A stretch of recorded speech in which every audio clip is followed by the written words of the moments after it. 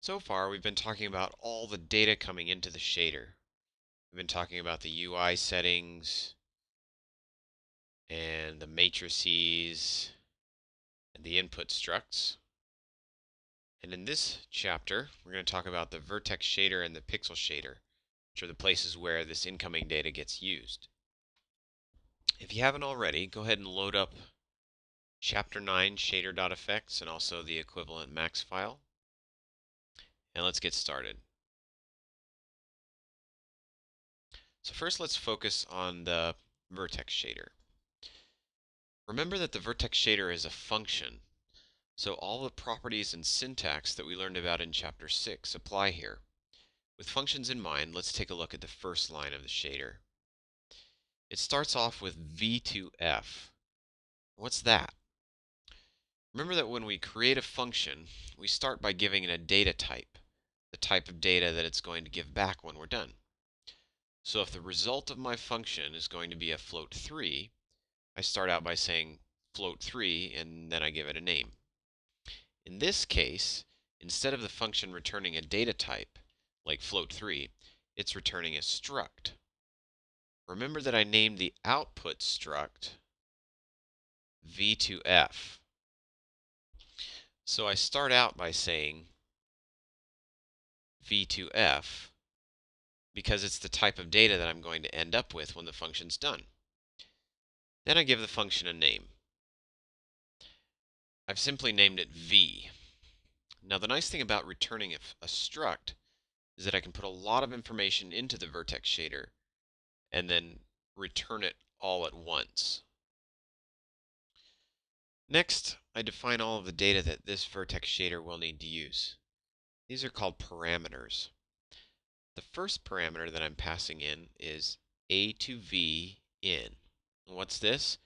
Well, this is the input struct, and I'm naming it in. And in is the name that I'll need to use to reference the data that's coming in from the vertex. And remember that I named my input struct a to v. So by passing in a to v, I'm actually putting in position, texture coordinates, tangent, binormal, and normal. I'm passing all of that information into my vertex shader just by passing in one struct. Again, what's cool about using the input struct here is that I get all the data that it contains in one nice little package. My second parameter is the position of the light source. It comes in as a float 4, and I'm using the term uniform here to tell the program that this is data that's coming from a source outside the shader. Now notice that the shader, just like any other function, is enclosed within these curly braces, opening one at the start and closing one at the end. Now we're going to talk about what each of the lines of the vertex shader is doing. What I want to do is help you recognize what's happening here so that when you look at another vertex shader, you'll be able to understand it. I'm not going to go into a lot of depth about the math that's happening. I just want to share enough information to help you get started. That way you can open up lots of shaders and read them and learn from them. Instead of teaching you all of the specifics of this one shader, I'm sharing with you the general principles that most all shaders use so that you'll be able to start learning the specifics on your own. Alright, let's get started. So in the first line here, I'm creating my output struct and giving it the name out. So remember my output struct is named v2f and I'm naming it out. So whenever I want to put something in that struct, I'll start out by saying out. And you'll notice that now for the rest of the shader, most of my lines start with out dot and then one of the components of the output structure, because I'm filling in my output structure with all of the information that my vertex shader is calculating. On the next 3 lines, I'm doing some matrix multiplication with the incoming normal, tangent, and binormal. I'll need the normal, binormal, and tangent in the pixel shader to do the normal mapping. I'm going to need these 3 vectors in world space. When they come in to the vertex shader, they're in object space. So I multiply them by world inverse transpose. And what that does is it transforms them from object space into world space. Notice that I'm bringing in the vectors from the input struct in.normal. This is the normal component here, and I've named my input struct in here. So if I say in.normal, I'm getting the normal that's coming in from the input struct. So I'm bringing in the vectors from the input struct, and I do the math. I'm multiplying them by the world inverse transpose matrix, and then I put the results into the output struct, out.worldNormal, out.world tangent, and out.world binormal. So these three elements of the output struct I'm filling in with the correct information. The next thing we need to do is create a light vector in world space. The light vector is a line between the light source and the vertex.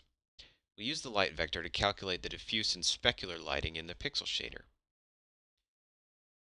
We create a vector by subtracting the world space vertex position from the world space light position.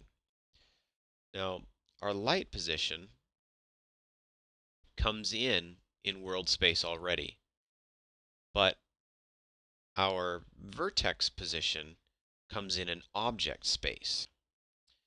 In order to do math with these elements, they all need to be in the same space, whether it be object space, camera space, world space, etc. In this case, I'm going to be using world space, so I have to convert my vertex position from object space to world space. And I do that by multiplying it by the world matrix. And what that does is it takes the object space vertex position and puts it into world space. And then I set that equal to a new float 3 that I've created called world space position.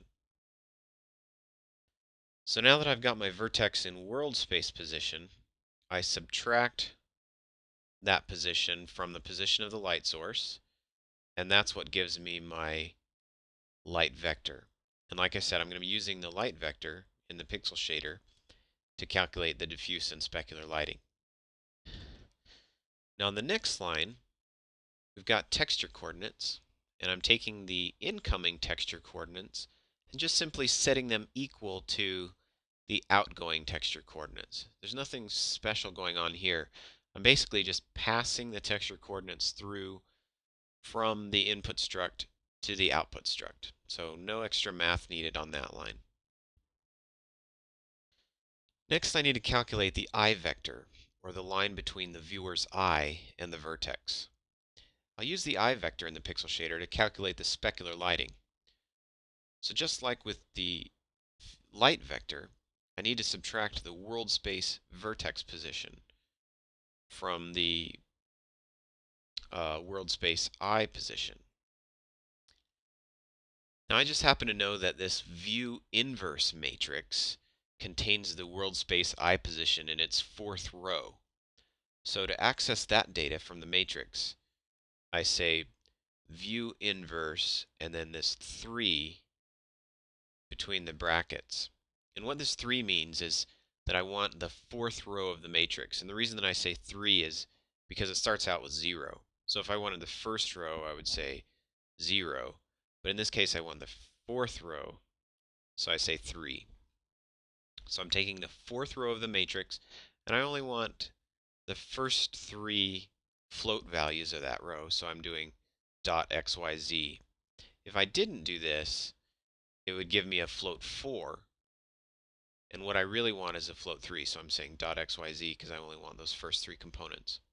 So I subtract the world space position from the world space eye position, and that gives me my eye vector, which I'm passing out to the output struct. Finally, I calculate the vertex position in clip space and pass that out. This line is probably the most important thing that the vertex shader does. We're multiplying the object space vertex position by the world view projection matrix. And what that does is it converts the object space position of the vertex into clip space, or to its position on the screen. And now here at the end I say return out to pass out the outgoing, the out structure, which I've filled in with all of my data. And that output struct gets passed along to the pixel shader. So there you have a quick overview of what my vertex shader is doing. Now, some of this math might be really new to you, but like I said, what I wanted to do was just give you an overview so that you can recognize some of the things that are happening here.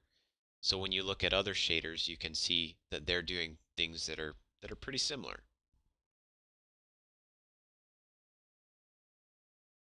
Now let's move on to the pixel shader. So we'll just scroll down a bit here. Like I said before, a fragment program is another name for pixel shader. Just like the vertex shader, the pixel shader is a function. However, instead of passing out a struct, the pixel shader is just creating a color as its end result, the final color of the pixel that it's working on.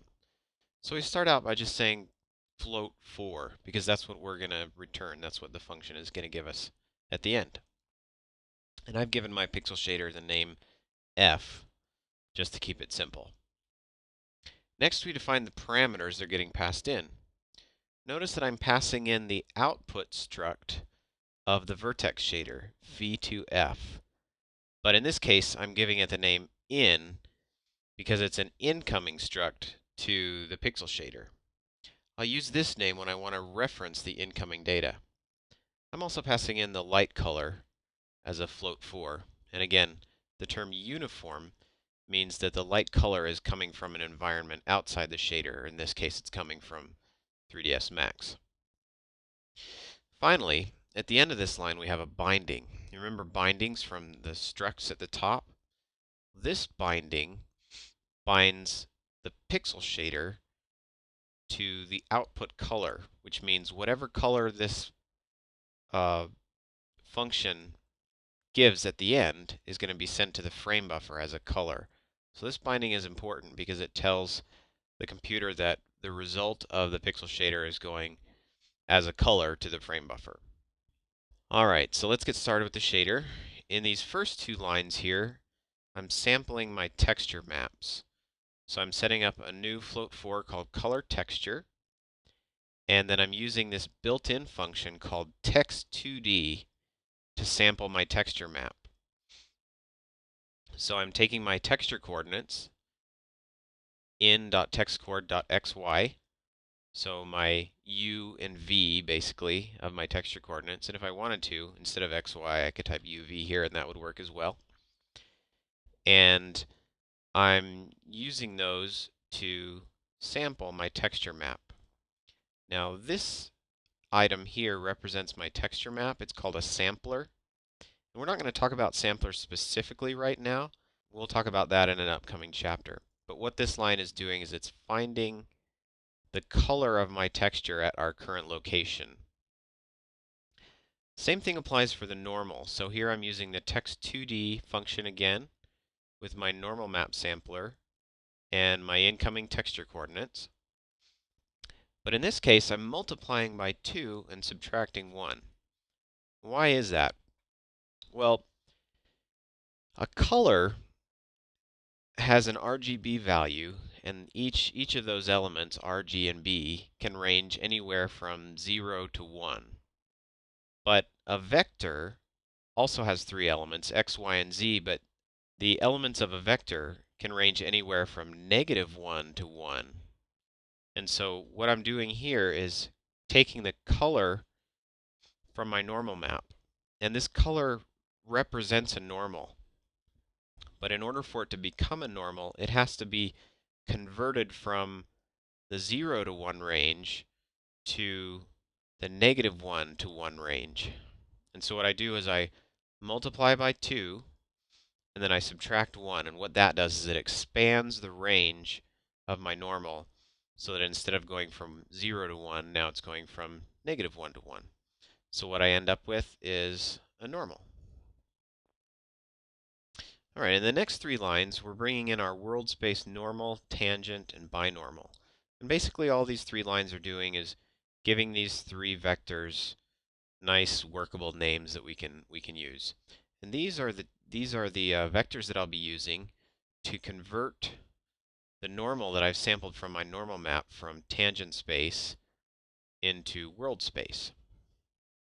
So, like I said, the problem with the normal vector that we got from our normal map is that it's in tangent space, or UV coordinate space. And we're going to be doing our lighting calculations in world space, so I need to transform the tangent space normal map into world space. And I do that by multiplying the components of the normal with the world space normal, binormal, and tangent, and then adding them together. So you can see here, I'm taking my world space normal and multiplying it by the z component of my normal map. I'm taking my world space binormal and multiplying it by the x component of my normal map. And I'm taking my world space tangent and multiplying it by the y component. Now you'll notice that I negated this here. Well, that's because some normal maps have the green channel going one way and some normal maps have the green channel going the other way. In this case, I have it going in the way that requires you to add a negative in this spot. So anyway, then I take the results and I add them all together to get n, and then on the next line, I'm using the built-in function normalize to normalize n. In order to do lighting math with my surface normal, my light vector and my I vector, all three vectors need to be the same length. When I create a vector, it could be any length, but in order for the math to work right, the vectors all need to be the same length. When I use this function normalize to normalize the vector, it gives me a vector with a length of 1. The vector's still pointing in the same direction, or now it's the length of 1. And you'll notice that on these next two lines, I'm bringing in my I vector and my light vector from the vertex shader, and I'm also normalizing them. And so the result of that is now I have my normal vector, my I vector, and my light vector, and they're all three the same length, which means they're ready for me to do the lighting math with them. Okay, so at this point I'm ready to start calculating my lighting. And the first part of the lighting that I'm going to calculate is the ambient light. And to do that, I'm going to take my ambient color that I pass in from the parameters. We go over here in Max, if I bring up the parameter editor, one of my parameters is ambient color. So I'm going to take that color and I'm going to multiply it by the color of my texture map. So that'll give me the color of the object when it's just lit by ambient light, when it's not being lit by any other lights. On the next two lines, I'm going to calculate my diffuse color and my specular color. And the way that I do that is I take the diffuse color from the material panel, this color here, and I multiply it by my texture. So that gives me my final diffuse color. And I'm going to do the same thing with my specular color. So I take the specular color, whoops, go over here. I'm going to take this specular color here. And in this case, I'm going to multiply it by the dot A of the color texture. And what that is, that's the alpha channel. So I'm multiplying my specular color by my alpha channel. And that means if I wanted to, I could go in and paint a specular mask in my alpha channel of the diffuse texture to control the brightness of my specular highlights in different locations on my model. Some people like to paint a whole independent specular texture, so they have control of the specular color as well. But in this case, all we're doing is using the alpha channel of the diffuse color.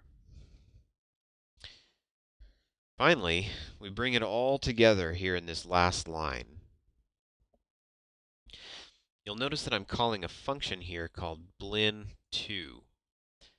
This is the blin lighting function that does both the diffuse and specular lighting. I'm passing the function my normal, my light vector, and my I vector. And remember that all three of these have been normalized, so they're the same length and ready to to do lighting on. I'm passing in my diffuse color, my specular color, and also my glossiness parameter. All of these are the values that I've calculated up to this point. And they were all calculated for the purpose of doing the lighting, which is happening right here in this line. Now, I'm not going to go into the specifics of how this function works at this point to calculate the lighting.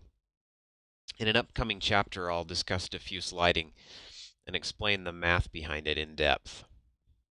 Anyway, so to finish up, we multiply the results of our lighting by the light color, and then we add the result to our ambient color that we calculated before. So here I'm creating this float for called C and setting it equal to the ambient.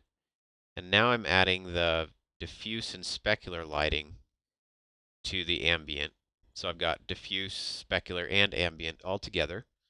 And then right at the very end, I'm returning C as my final pixel shader output color. And so there you have it, an overview of the workings of the vertex and the pixel shader. We'll finish up our tour of the shader in the next chapter by talking about techniques, passes, and render states. And once we're done with our shader tour, we'll go back in and start using all the information we've learned so far to create some sample shaders.